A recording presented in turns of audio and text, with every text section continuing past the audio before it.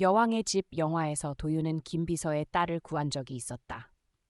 김비서는 기찬을 감옥에 보내기 위해 새로운 투자자를 찾는 척하며 모든 증거를 수집했다. 기찬은 꿈에도 김비서가 도윤이 심어놓은 내부 첩자라는 사실을 몰랐다.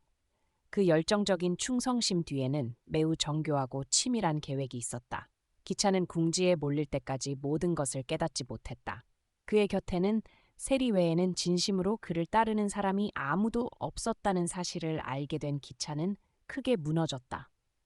살아남기 위해 기찬은 제인과 도윤이 설치한 함정임임을 알면서도 계약서에 서명을 할 수밖에 없었다. 사건의 전개는 다음과 같다. 중국 투자자들이 기찬의 협력 제안을 계속 거절하는 가운데 세계적으로 영향력 있는 대규모 그룹이 기찬을 위해 투자하고 후원하겠다고 동의했다. 이는 모두 김 비서의 공이었다. 기찬은 매우 기뻤다.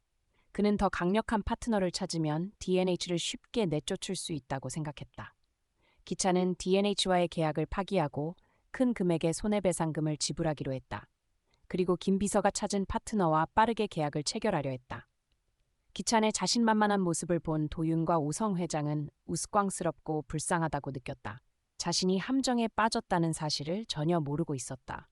기찬은 이번 협력을 위해 매우 철저히 준비하며 열성적이었다.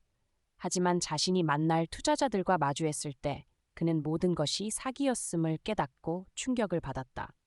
세리와 기찬은 파트너를 기다리는 방에 앉아 있었다. 기찬은 초조하게 말했다.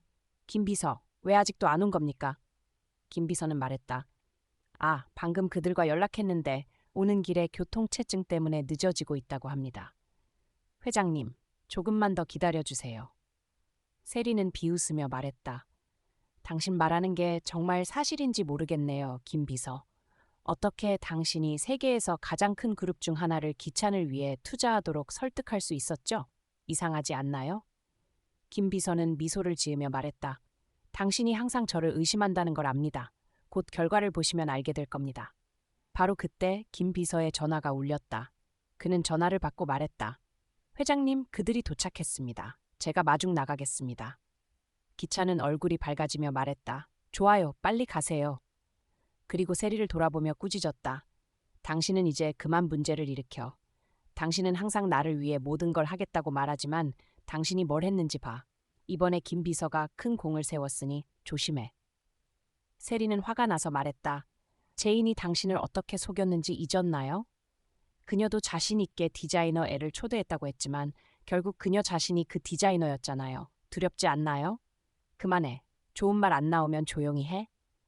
세리가 말을 끝내기도 전에 기찬이 말을 막았다. 문 두드리는 소리가 들리고 기찬은 기뻐하며 말했다. 네, 들어오세요. 하지만 문이 열리는 순간 기찬은 도윤과 오성 그리고 제인까지 보고 얼어붙었다. 기찬은 말했다. 왜 너희가 여기에 있는 거지? 쫓겨난 뒤에도 미련이 남았나? 빨리 나가. 오늘 나는 VIP 손님을 맞이해 내 소중한 시간을 낭비하지 마. 도윤은 미소를 지으며 말했다. 기찬, 우리가 당신이 기다리던 사람들이 아니에요? 놀랐죠. 그제야 뭔가 잘못됐음을 깨달았다. 그는 김 비서를 바라보며 따지듯 말했다. 김 비서, 이게 무슨 뜻이죠?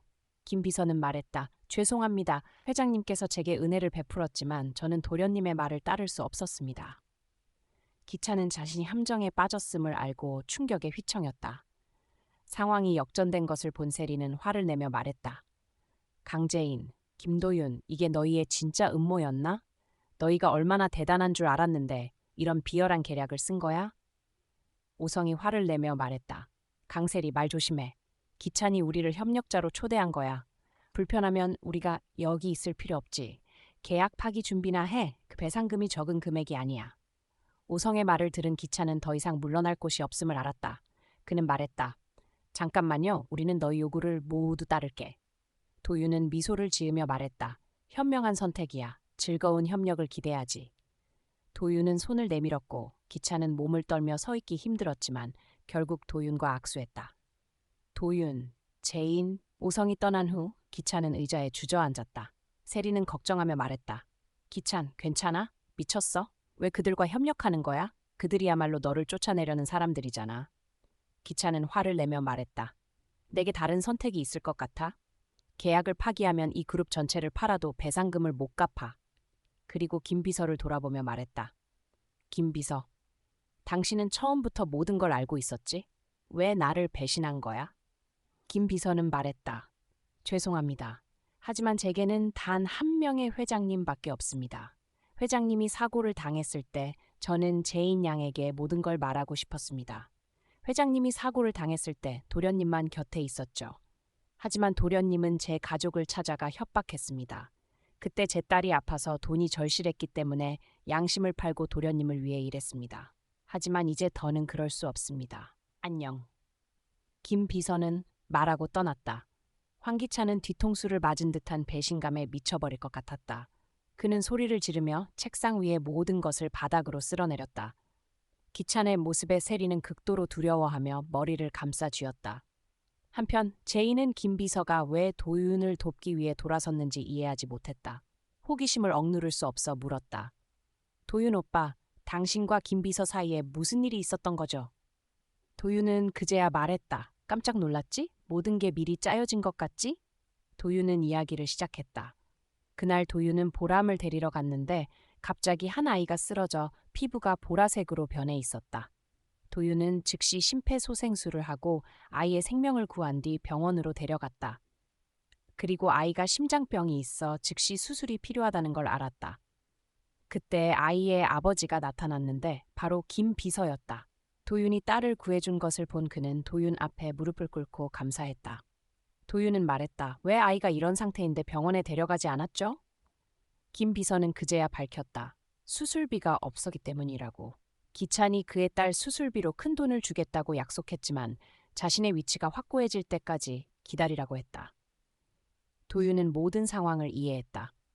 그래서 당신이 그를 위해 일한 거군요? 김 비서는 고개를 숙이고 울며 말했다. 다른 선택이 없었습니다. 그 아이는 제 전부예요. 제 아내는 아이를 낳다 세상을 떠났어요. 아이를 잃을 순 없어요. 아이를 위해서라면 무엇이든 할 수 있어요. 도윤은 더 이상 김 비서를 미워하지 않았다. 오히려 그는 아이의 수술비 전액을 부담하고 자신의 가장 친한 친구이자 병원 최고의 심장수술 전문의에게 아이의 수술을 부탁했다. 수술은 매우 성공적이었고 아이의 생명은 안전해졌다. 김 비서는 매우 감사하며 무릎을 꿇고 말했다. 고마워. 너에게 이 은혜를 갚기 위해 뭐든 할게. 도윤은 말했다. 그렇게까지 할 필요 없어. 나는 의사로서 아이를 구한 거야. 다른 목적은 없었어. 하지만 이제 더 이상 고민이 없다면 기찬의 협박에 굴복하지 말고 당신 양심이 옳다고 여기는 일을 해. 김 비서는 그 말을 듣고 도윤에게 속죄할 기회를 달라고 부탁했다. 그래서 그는 기찬의 범법 증거를 모두 제공하고 기찬을 이 함정에 빠뜨린 것이었다. 이야기를 들은 제이는 김 비서가 왜 기찬을 위해 일했는지 이해하고 말했다. 저는 그분을 오해했어요. 아버지가 살아계실 때 그분을 매우 신뢰했던 이유가 있었네요. 정말로 착하고 정직한 분이시네요. 이제 판세가 완전히 뒤바뀐 상황에서 기찬은 어떻게 버텨낼 것인가? 제이는 언제 최종 일격을 날릴 것인가? 이후의 전개는 어떻게 될 것인가? 여러분은 저의 다음 영상을 계속해서 시청해 주세요. 안녕하세요. 다음에 뵙겠습니다.